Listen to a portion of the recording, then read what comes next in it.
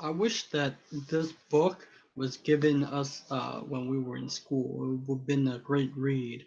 Um, uh, Now, this book is about how to utilize effectively our brains and how Sherlock Holmes was indeed the greatest I can't even say it, detective. And how did I get into this book? Well, I remember back when I was starting to be engaged in self-help books and personal development. I remember my best friend, liked Sherlock Holmes, and uh, he said there's this book about how to think like Sherlock Holmes. And he really loved Sherlock Holmes. He would stay late and we would watch show like Sherlock Holmes. And I remember I was rewatching the movie of Sherlock Holmes, by who played by Robert Downey, who played Tony Stark in Iron Man. Um, I was fascinated by Sherlock Holmes, the ability to observe and to tell how it actually happened, but it could get him in a lot of trouble. But I like it like that way, right? This book teaches you how to observe, to be present, to um, as like for example, uh, instead of since our life it's really busy all the time and we're always constantly bombarding with sensory information and information is coming at our eyes and ears all the time. Our mind is or our brain is constantly uh, bombarded with noises, right? Over stimulus. Now, when we calm the brain or calm the mind to its present state, and to observe every day to day and how people react, like just observe human behavior, and you see how people uh, behave, and how you hear how people talk, how what people do, and uh, how people see things and what people say, and all the opinions of people. You have to observe what people do and how they interact with people. I forgot what's it called, people watching or something like that. My property manager told me about that. Now, this book is talking about mindfulness, right? And I even know mindfulness. I was like, what is mindfulness? I mean, a lot of people probably know what mindfulness is, but I don't.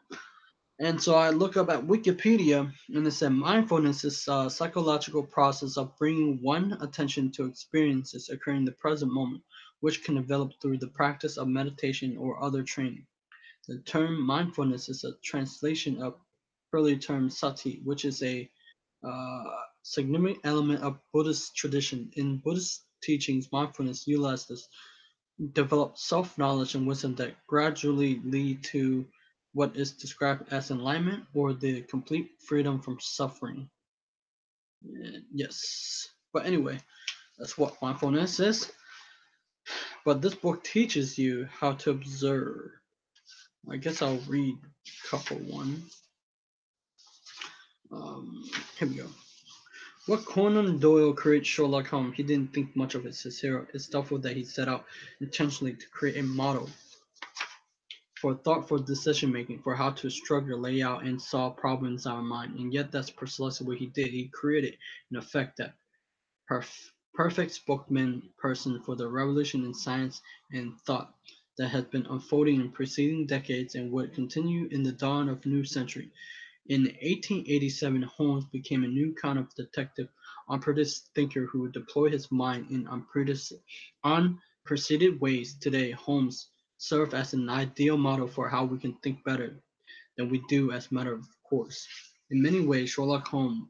Oh, and by the way, in the Amazon review, there was a lot of negative people bashing on this, but I think that this is a great book to understand how to utilize our mind. I mean, we were never given the software or the manual to utilize our mind or brain effectively, or how to um, actively engage with our mind.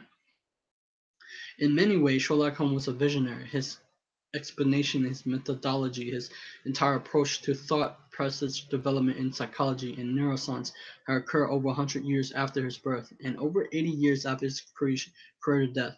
But somehow, too, his thoughts seemed almost inedible, a clear product of his time and place in history. If the scientific method was coming into its prime in all matter of thinking and doing, from evolution to uh, radiography, general relativity to discover germs and thesis, behaviorism, or psychoanalysis, then why never in principle of thought itself? Here we go. When we think of scientific method, we think of thing of an experimenter in his laboratory, probably holding a test tube and wearing a white coat, who follow a series of steps that run something like this: make some observation about a phenomenon, create a hypothesis to explain those observations, design an experiment to test the hypothesis, run the experiment to see if the result match your expectation, rework your hypothesis. You must later rinse and repeat. Simple, seeing enough, but how to go beyond that? Can we train our mind to work like that automatically all the time? Holmes recommend we start with the basic, as say in our first meeting with him, before turning those morals and mental aspect. The science can begin with the most mundane seeming of those things, observation, before you even begin to ask the question that will define the investigation of a crime. A scientific experiment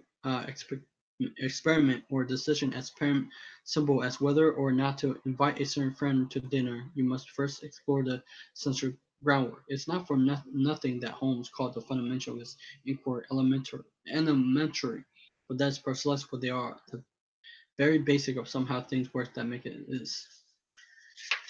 And I was reading. I'm trying to. Here we go. Here we go. Let me find it first. I really love it. Here we go.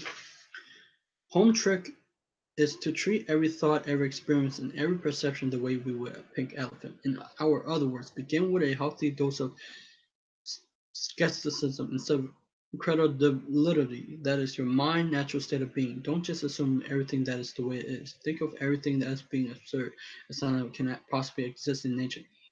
It's a difficult proposition, especially to take on at all once. After all, it's the same thing as asking your brain to go from its natural resting state to a mode of constant physical activity, spending important energy even where it normally yawn. Yet say, okay, move on to the next thing, but not impossible one, especially if you got Sherlock Holmes on your side, for he, perhaps better than anyone, can serve a trusty companion, even ever present model for how to accomplish the way it may look at first glance like a Herculean task. To Sherlock Holmes, the world has become a default a pink elephant world. It's a world where every single input is examined with a single care and healthy skepticism at the most observed animal. And by the end of this book, if you ask yourself a simple question, what would Sherlock Holmes do and think in this situation? You will find that your own world is on its way to being one too. That thought you never been realized exists being stopped and questioned before being allowed to infatuate your mind. That those same thought properly filtered can no longer slightly influence your behavior without your knowledge. It's just like a muscle that you never knew you had. One that suddenly began to ache, then develop and bulk up as you begin to use it more and more in series of exercise. With practice, your mind will see that the constant observation and never ending scrutiny will become easier. In fact, as you learn later in the book, it's really like a muscle. It's become as if Sherlock Holmes' second nature. You will begin to deduct to think as a matter of course. You will find that you no longer have to give it much conscious effort. Don't for a second, it's not doable. Holmes may be fictional, but Joseph Bell was very real. I'm trying to see. Here we go.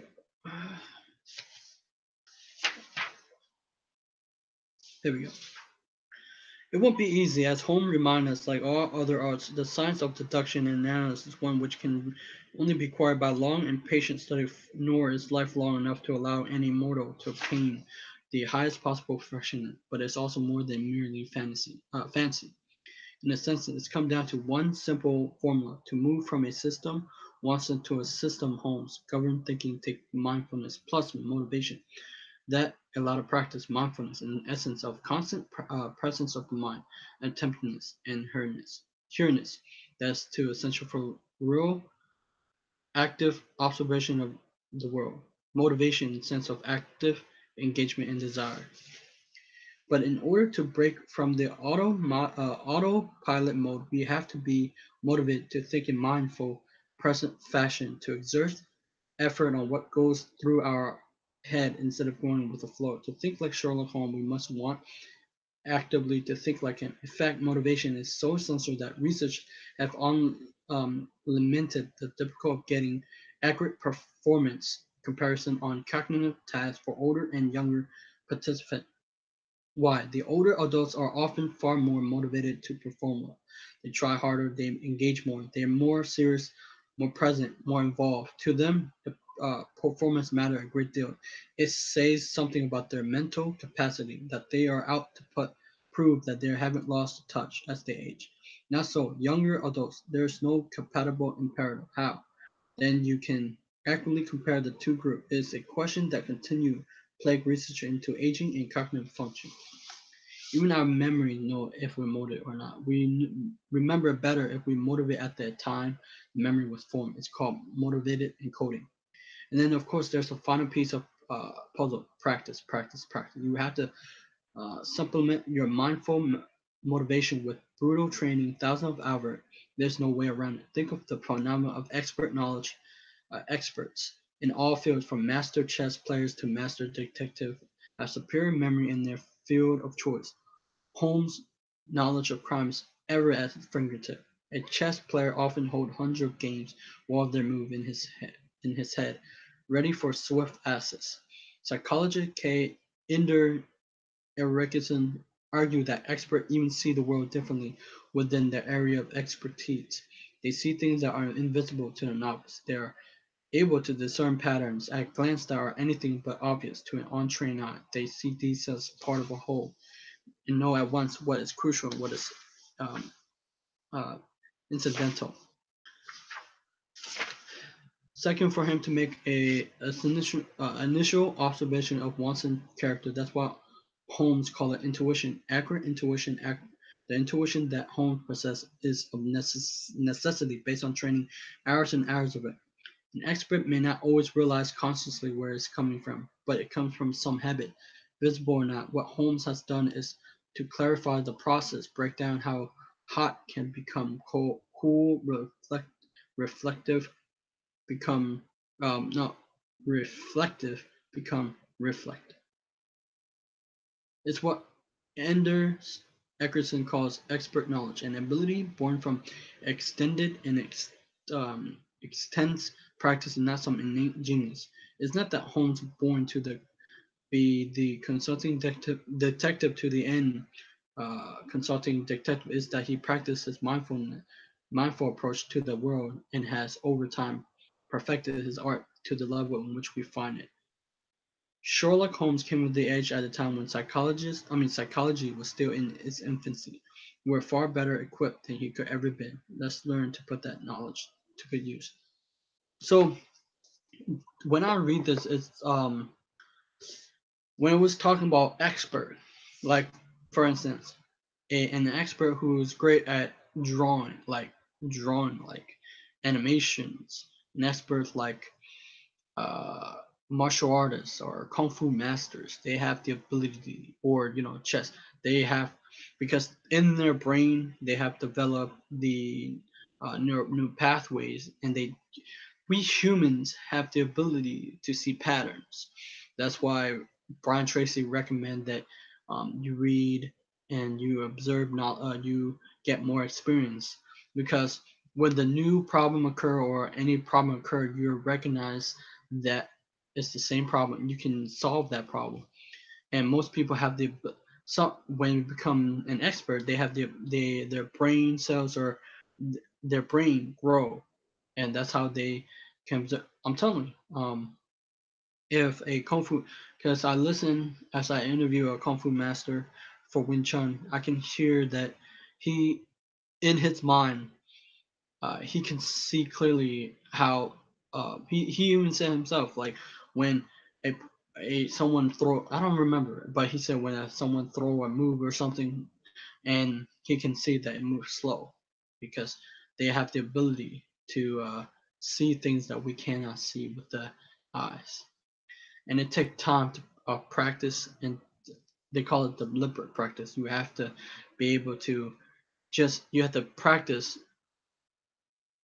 some out of you have to practice what they call it, not so you can like, you know how like people say practice like where it's effortlessly. No, you want to be able to stretch a little bit, do a little bit more, harder and harder, make it uncomfortable, and that's where most masters how they train. Anyway, I think that is a great book for observation.